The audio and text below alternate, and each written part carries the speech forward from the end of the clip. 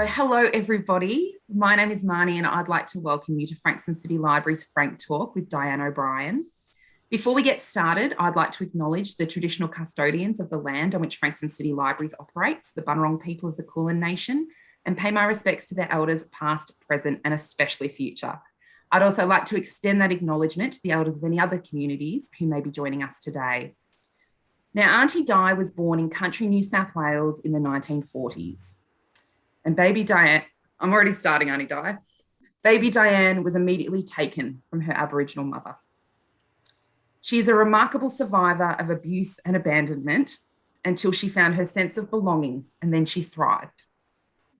Aunty Di is currently the chairperson of, and correct me if I pronounce this incorrectly, Mingaletta Right. Corporation, an Aboriginal and Torres Strait Islander community hub. In 2017, she was named New South Wales Grandparent of the Year. She has held many senior positions in government organisations and has also worked in legal services and as a drug and alcohol counsellor. Aunty Di, it is an absolute pleasure to have you joining us today. Yes, I'm proud to. Thank you. Thank you so much. Now, your story is one of survival and ultimately hope. Would you like to tell us a little bit about your story and what led you to writing Daughter of the River Country? Okay. I wrote the book first for my children, and it was called On My Own. And I wanted to leave something behind for my kids because they didn't know what nationality we were. I needed to make some sort of a family tree. So I wrote all these journals, and then I thought, well, maybe I should just put them in a book and then give to the kids, and then the kids have got our history. It turns out that later on, my friends said, why didn't you put it in a book? And so she organised it because all my diaries were all over the place. You know, a story happened here and a story happened there. So when it got put into the right order, we decided to try and put it out there, knowing that it might change other people's lives that have been in the same situation. And maybe it might help them where some of the strategies that I didn't help me might be help somebody else. So that's how I started. I love it. And I guess the problem with writing a memoir for anyone is that you have to relive everything that you're writing about. Yes. What was that process like for you? At first I put it all on paper because I always tell people in mental health, you know, if you take it from your heart, put it down on paper, then you get a little bit of relief and, you know, some sort of pathway that you may go down. So at first, yeah, it was awful. And then when I was reading it, I sort of put myself out of my body that wasn't me. That little girl over there was me, and I was talking about her. So that's how it flowed easy. And sometimes I'd get upset. I put it away for 12 months and didn't even look at it. And then my great auntie said to me, you need to finish that book so you can leave it to your kids. So then I finished it because of the kids, because at least they would have something that they knew about their family and their family tree, their rights. Yeah. And if they had any problems, yeah. Yeah, absolutely. And I must say, you wrote it with the help of Sue Williams as well. Yeah. And the way it's been written, I found there are many books on the market that when you read about something that I would consider horrific, that they can be difficult to read. Yeah. And I've had to put them down at times. With your book, I was saying to you off air, I'd read about a quarter of it, and then I sat down and it took me about 5 hours and I read the rest of the book. And it is written to me in such an easy way to digest. And it's very matter of fact.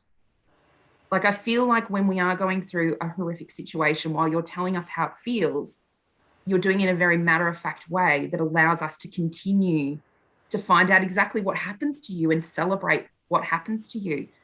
How was that experience for you writing with Sue?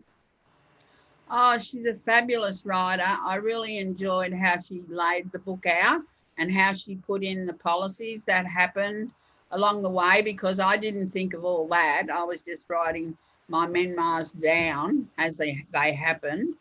And so it all come together, and she's so easy to talk to, and she can understand. And a lot of people said, oh, why did you ask why didn't you ask an Aboriginal lady to write it? And I said, well, why wouldn't I ask a non-Aboriginal lady to write it? They need to learn about Aboriginal people as well. You need to know our culture. And no, she was so good to work with, and I'm so happy with the book. I'm so proud that she helped me as well. I've got a lot of respect for all the people involved in this process. Yeah, she did a magnificent job. And I also find that, not that I have personal experience from it, but if you have somebody who may have had similar experiences to you, quite often they'll put their own experiences into your story while they're helping you to write it, rather than just telling your story. Yes, exactly. And there are people out there that are worse off, and maybe they'll put it down and, write a book of their problems and their bringing up. There's a lot of stolen generation, and there's a lot of other people, non-Aboriginal people as well, that have gone through suffering and stuff.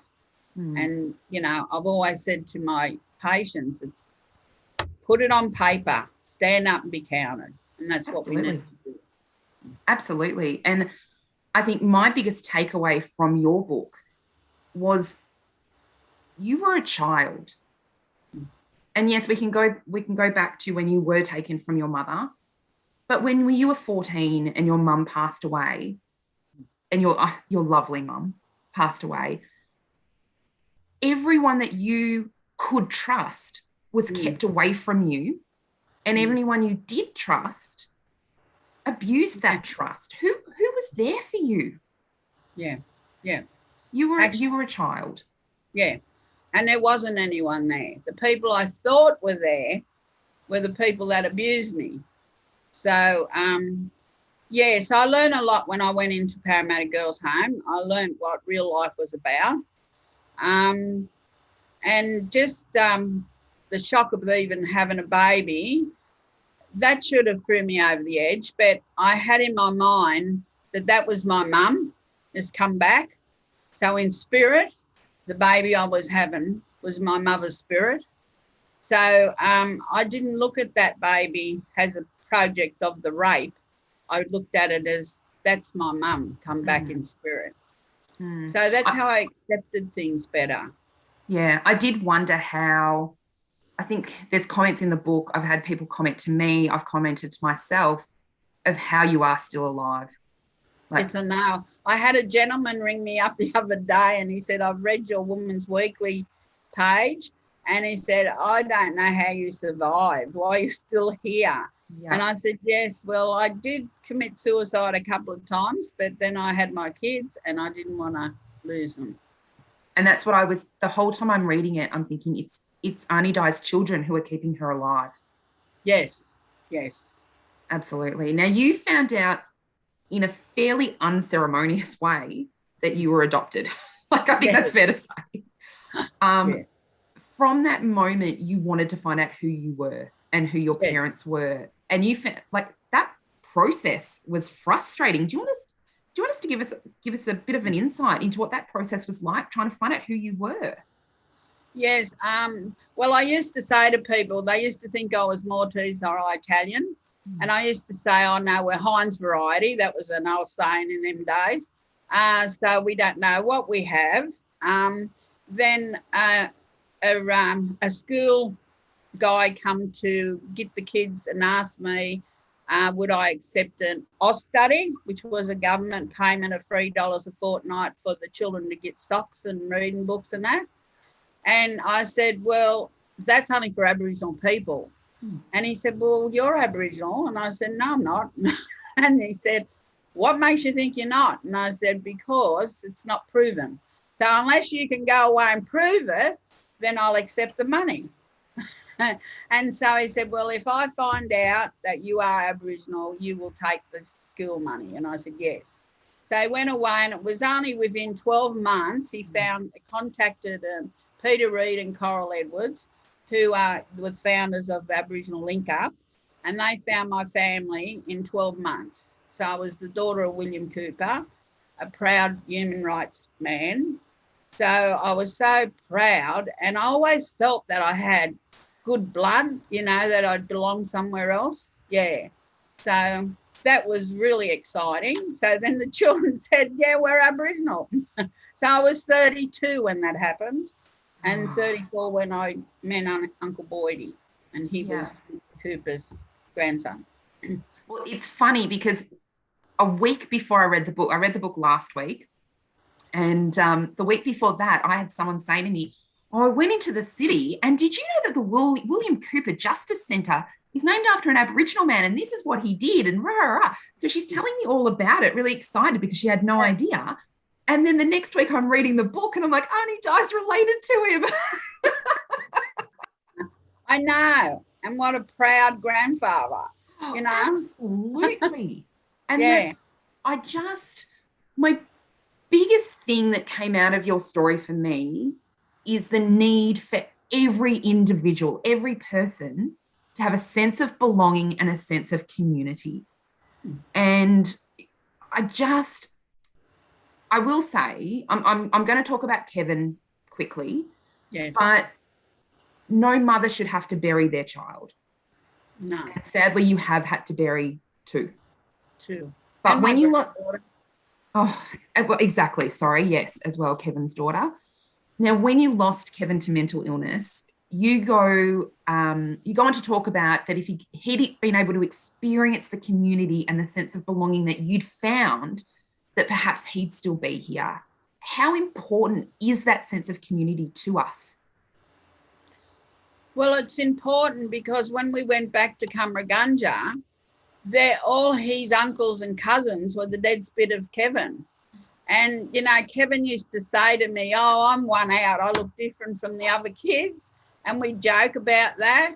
And then when I went to Cumra, I thought, wow, if Kevin could just see where he did belong, you know, he would have come back. He would have worked on Cumra, and he wouldn't have hung himself.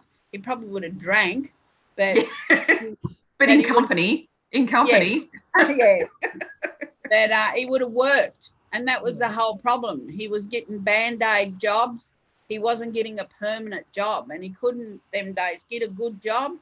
So he travelled around, but he just couldn't get a decent job, and it got him down, and he turned to alcohol because he was a top football player, and he was a bookworm at first. Then he got into the culture of the football, and that's made him start drinking. But yeah, he was a great loss.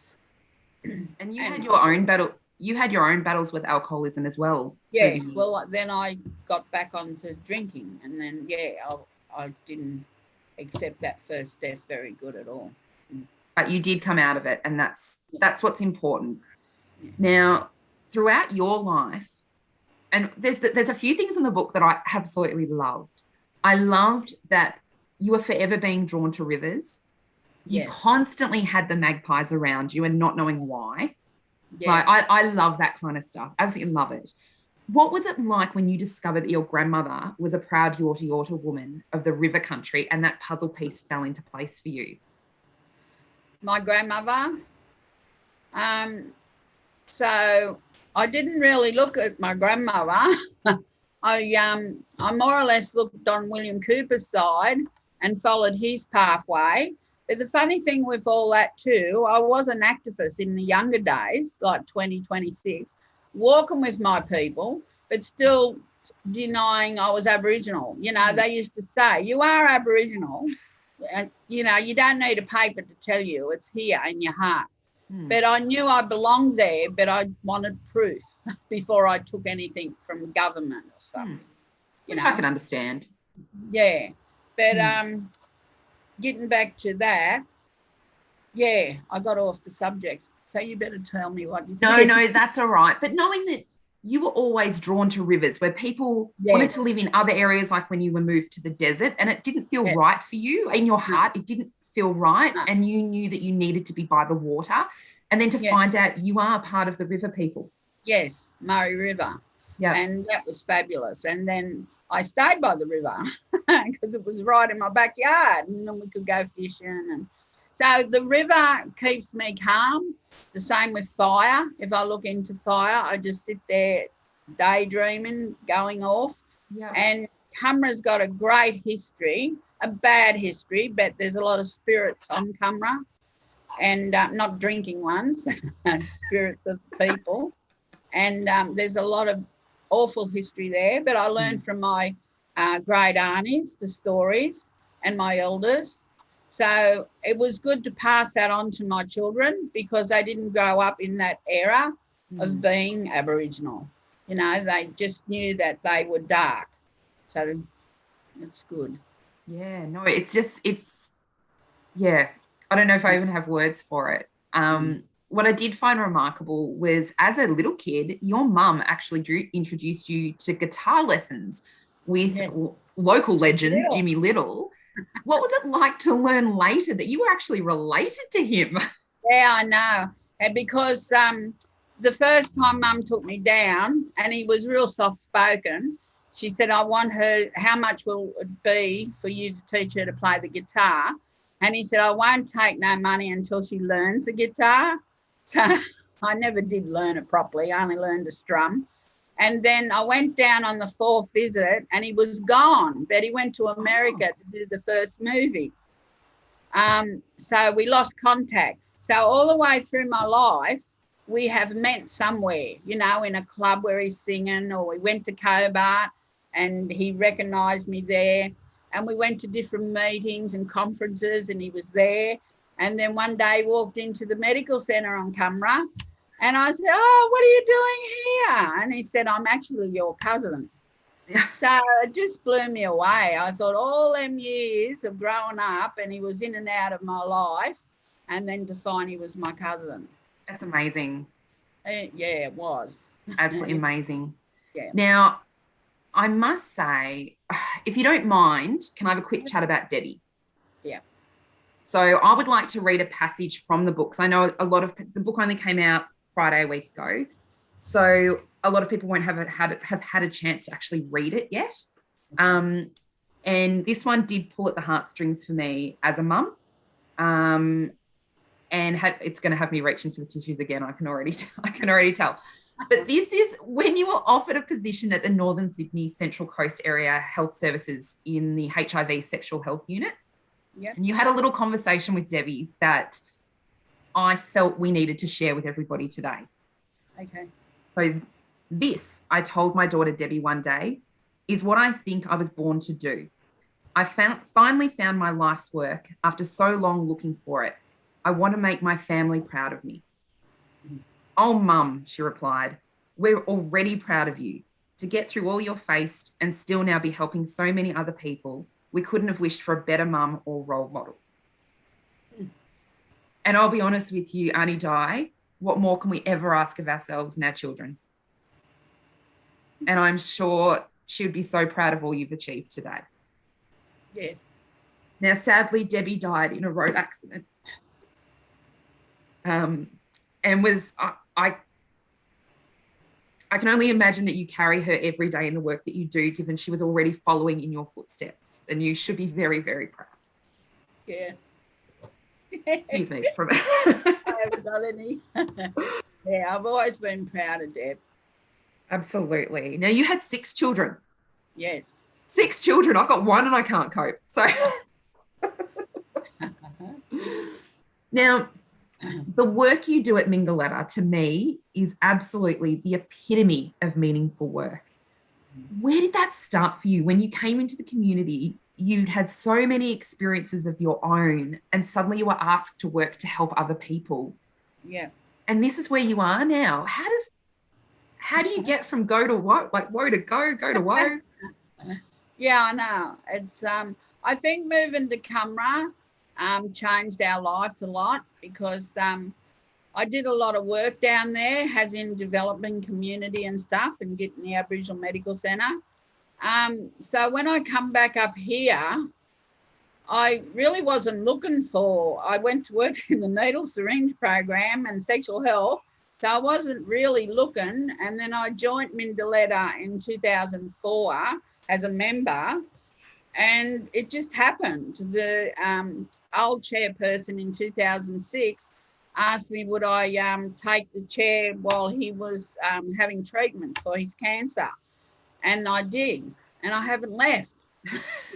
So I was working at the hospital, coming down here, mowing lawns, cleaning the place up, doing this, doing that. I don't even know how I did it. When I look back on the work we did, I think, wow. So now we run programs. It's all volunteers. No one gets paid here. And it's my legacy, I suppose. No one even wants the chair. I asked last voting time, come on, some of you young ones need to come up, stand up, be counted and take over because I'm not here forever. And no. Someday someone will say, I want the chair. Or at least can I shadow you before I take the chair? Yeah. And I have mentored some people, but in today's day, like I'm an old dinosaur, I work for nothing, where young ones can't. They've got, their lives and whatever. If we could get money for wages for kids to come and work, it'd be fabulous. And then this is for the Aboriginal community and the non-Aboriginal community. We're the only one like this on the Central Coast and in the Peninsula. So, and I'm always nagging at our community. They've got to start stepping up, Yeah, I can understand that. And we were talking off air about my own, your internet is going in and out, so we'll see how we go. But me being heavily involved in the Country Women's Association, we find the same thing, trying to get people to step up. And now it's telling me my internet connection is unstable. So let's see how we go. Now, I know you don't do it for the recognition at all. I know you do it for the community. You do it for the outcomes. But in 2014, you were named one of 3 finalists in the New South Wales ACT Regional Achievement and Community Awards for your outstanding achievements and contribution. But then in 2017, you were announced as New South Wales Grandmother of the Year. Which one means more? Grandmother of the Year, of course. I thought it would. Now, how many grandchildren and great-grandchildren do you now have? I had 6 children, and from them I got 35 or 37 grandchildren. And from the 37, I've got 60 great-grandkids. That's amazing. But I also was on the clock at Central Coast, not Central Coast, down to Central in Sydney. I was on the clock tower, yes. Because of Her We Can, and that was a big achievement, that. Absolutely. Yeah, you were projected as part of Naidoc week each night, weren't you? Yeah. Yeah. And I think if somebody said that about me, I would agree with you. Because of Her I Can is such, I think that's probably one of the nicest things somebody can say to you. Yes. And I think I think it definitely shows the work that you've done to help people in your community of Aboriginal and non-Aboriginal, and what you've come through to be able to do that. Yes. Yes, now, it's a long road. Absolutely. Now, your story was told in the senior newspaper many years ago, a few years back. That was the first time your story had been told publicly, yes? Yes, I think so. How was that? Well, I did have a big thing in the paper from Cumra when I ran for the land councillor. I was only 2 votes off winning that, and one of them votes was my own because I was travelling from Sydney to Cumra and I missed the voting thing. That was to be a land councillor for rep, for a manager for all over the state. So that was a big achievement. They did a big write-up in the paper then. But I haven't seen that paper that you're talking about. I'm yet to see it. Okay, so everyone was telling you about it, but Yeah, a lot of people email me and say, oh, we've seen this and we've seen that. And I said, well, when you do it, can you flick it through so I can see it? Absolutely. Send me a Yeah. copy. Now, I know that with trauma, we really do need to move forward, and you certainly have, Aunty Di. But do you ever find yourself at times looking back and wondering what if? So, what if you'd Yeah. been given the opportunity to grow up with your birth mother? Yeah, not so much if I was with my birth mother. Yep. Um, more in the lines of if mum didn't die, Yep. what sort of person I would have been. And sometimes I used to think for my kids, I'd want better. So I thought moving on the mission would make it better for my kids to see reality because we lived in Mount Druitt. So Mount Druitt was pretty rough. But then they went to meet cousins and that, and I thought it would make a difference. But some of them said, yeah, it did make a difference in one way, but you're the rock. You're always there. They weren't. You're the one that brought us up. So in my heart, I was thinking I was doing, because I wasn't taught how to bring up children, I was doing the right thing by them. But they kept telling me, you're doing the right thing anyway, Mum. So don't worry about it. We didn't really know. Yeah. So now they're all got their families of their own. I step back a bit, which is very hard for me. Yeah, it is hard for me because I like all the kids around. Yeah. Absolutely. Even though they drive you crazy. And I can understand that. And, your mum did die in what we can only assume was a horrific act of abuse by your father. And it really frames him as a person, your adoptive father, the way he treated you, the way he treated her, and the way he treated people beyond after you'd left. Yes. And really, he was a horrific man. And you had a lot of horrific males around you at the time. Yes, I know. And yeah, still today I often think, how didn't I see it before? But Mum kept me sheltered. Mum used to say I'm looking through the world in colour glasses. That's rose-coloured glasses. Yeah, rose-coloured glasses. And when she passed, then I've seen the world, what it was like. Yeah. Yeah, it wasn't very nice. And that's because she was a good mum. Because and I got brought up in Irish culture. Yeah. and really, kids aren't meant to see those things. Like, that's our job as parents, to shield them from those things and give them the best chance. And that's exactly what you've done. Yeah. Thank you. Absolutely. Now, you do mention in the author acknowledgements, I'm going to read again, sorry. My favourite part of any book is the author acknowledgement and the author's notes. And it's something, being Naidoc week, we're celebrating Healing Country at the moment. It can be hard for stolen generation members to go back to their traditional communities and be accepted. So it's important they're always welcomed back and their return celebrated. It's always going to be a traumatic journey and from all sides. What was your experience like when you returned to your mob, essentially? Well, it was good when we lived in Marutna and all cousins and that, mentors and that. But when we went to the mission, it was different because we weren't born and bred there and some of the kids were fair, they got a hard time. My Linda got treated bad. But Debbie walked around like a peacock. She owned the place. I never thought she would move on to the mission because she lived in a housing commission house in Bonnyrigg. And they moved out because there was too much crowding happening.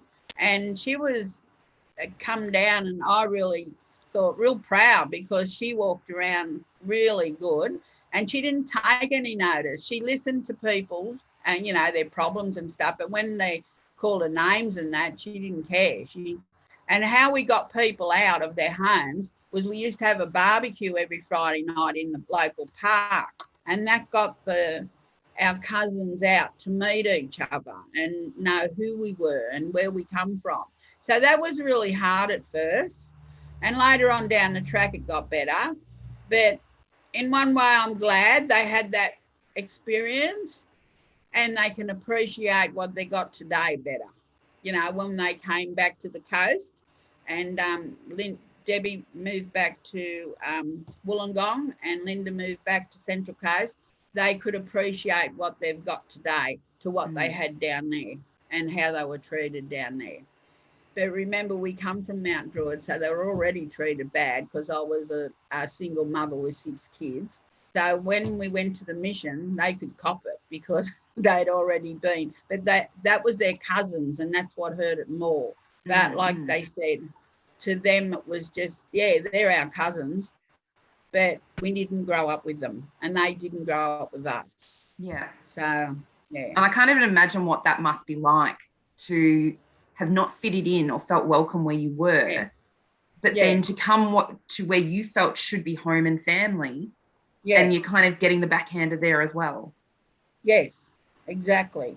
And I thought I made the biggest mistake of my life, but later on when we moved up here, no, it was a good one. So they learnt. So I tried to teach them and learn different aspects of life, you know, so they could understand, well, the good and the bad and the ugly, I suppose.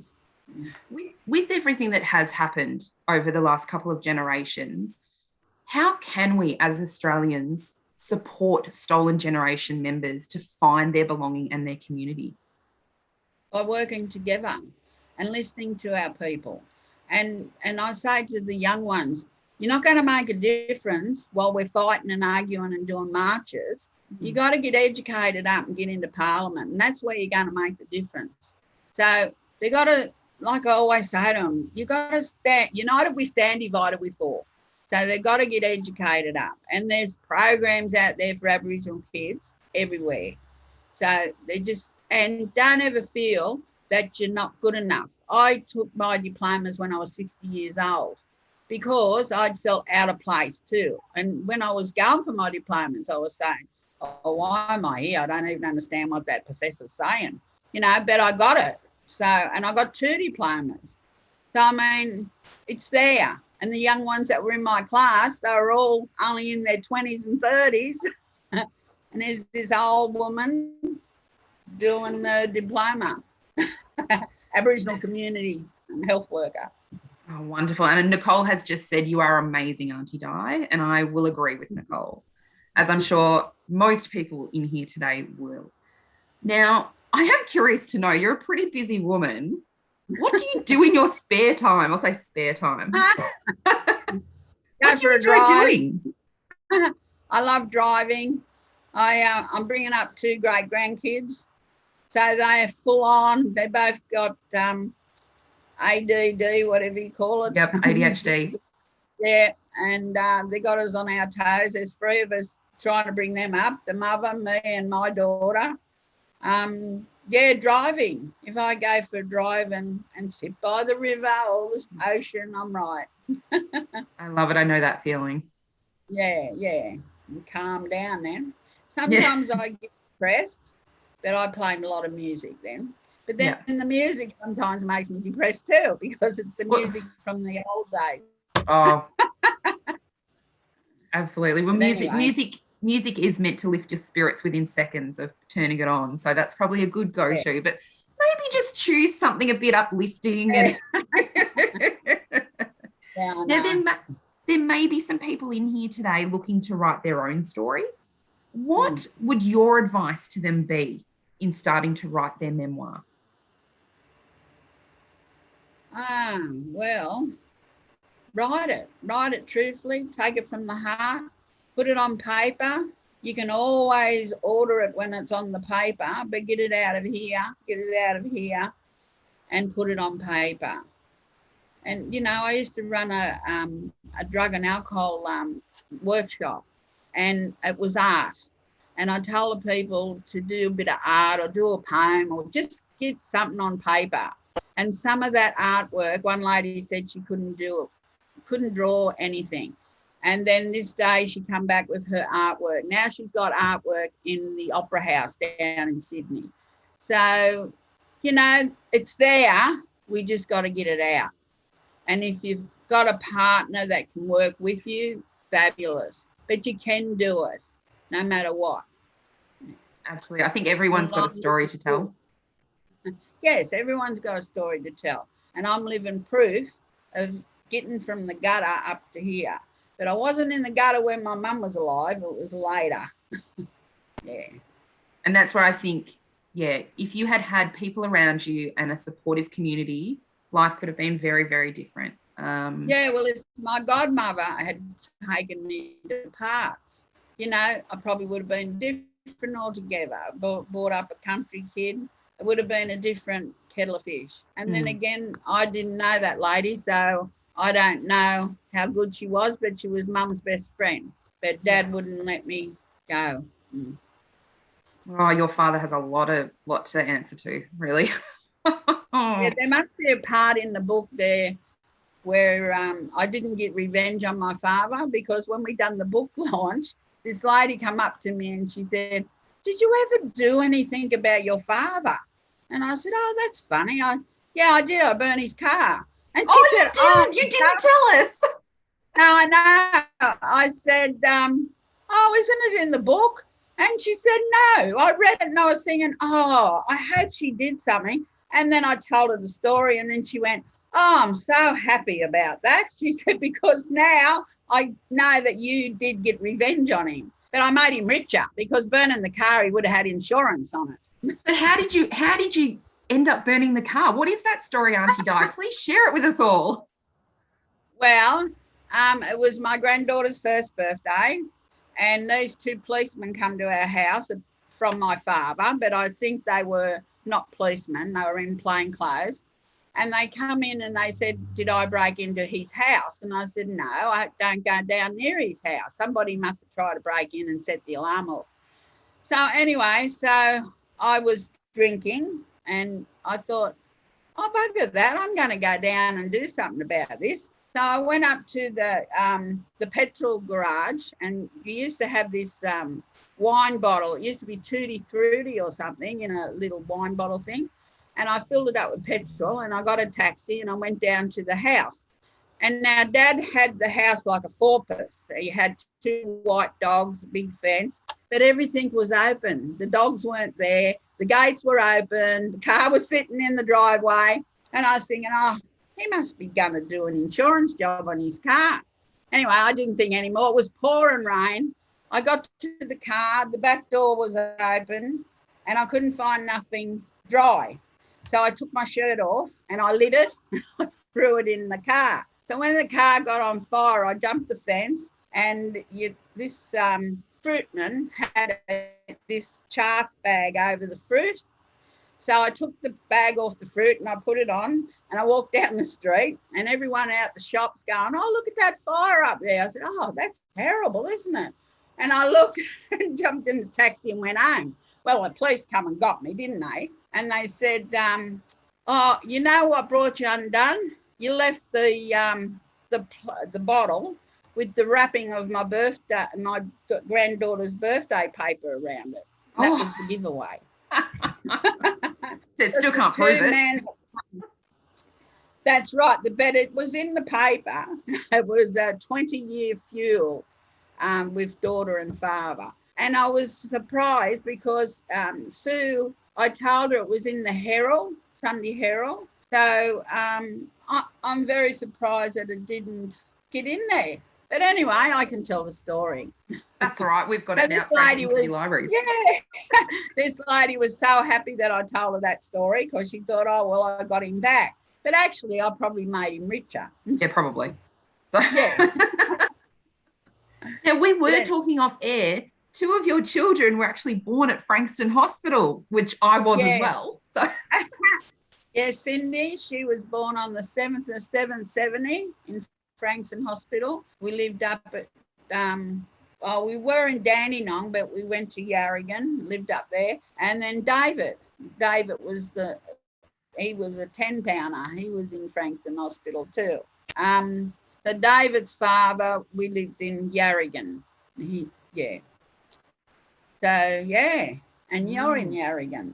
You were around in areas too.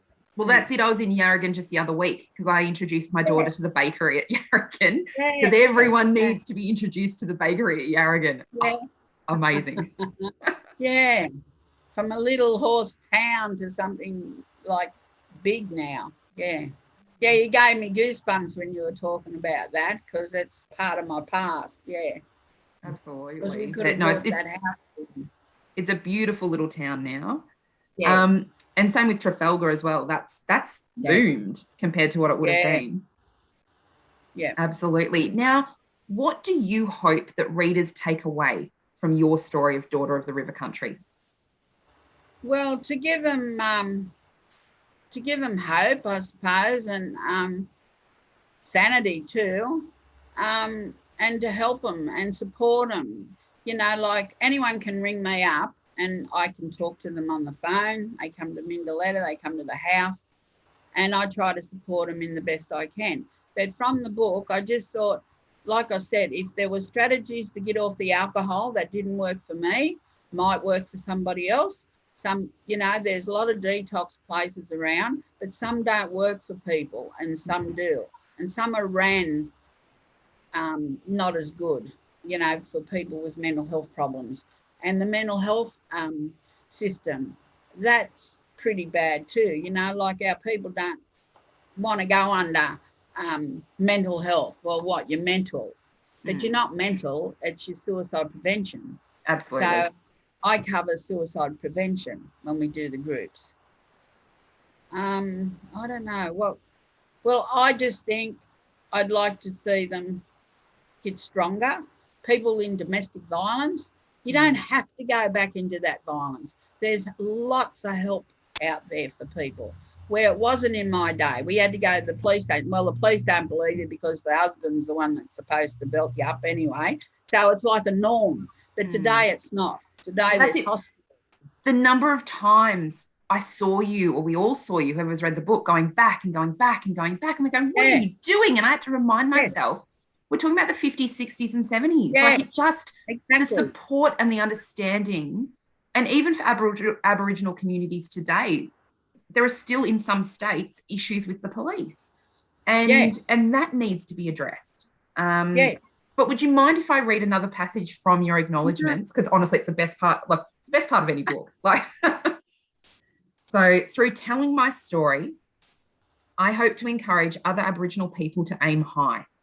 If I can do this as an uneducated gin from the mission, then anyone can achieve anything that they set their mind to. I'd love more Aboriginal people to write their stories about loss of identity and the devastating consequences that have resulted from losing their cultural heritage.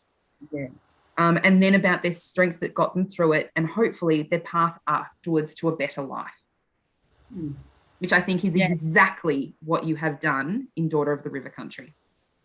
Thank you. You should be so proud of this book, Aunty Di. Yes, I know. Absolute legacy. And lots of people are saying, how do you feel about it? And I just say, wow, you know, it's out there. And some people reading said, it. brave, very brave. I said, well, it's my life. It's true. There's no lies. It's all true. So, we just hope that it does make a difference to some people. Absolutely. And thank you for that. Because of you, we can. Because, I feel that way about some of my mentors that I had on my way, you know.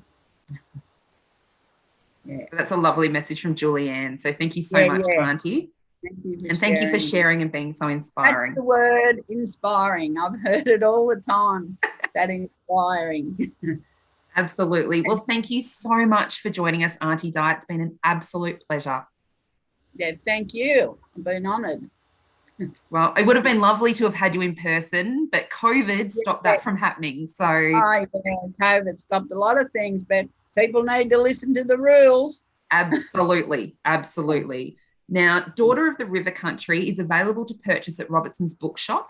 They've got copies in store, and we'll also include a link to their online store when we share this Frank Talk across our social media channels. We also have copies of Daughter of the River Country to borrow. So you can pop the book on reserve to collect from any of our libraries, or it's also available on audiobook or ebook through our Borrow Box app. So you can access that with your Frankston City Libraries membership. That means you can listen to it or read it on your phone or your tablet.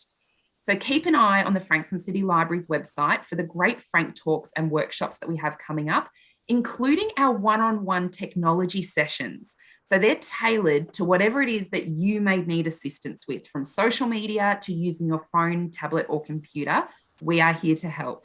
Thank you so much for joining us for today's Frank Talk with Di OBrien from Frankston City Libraries.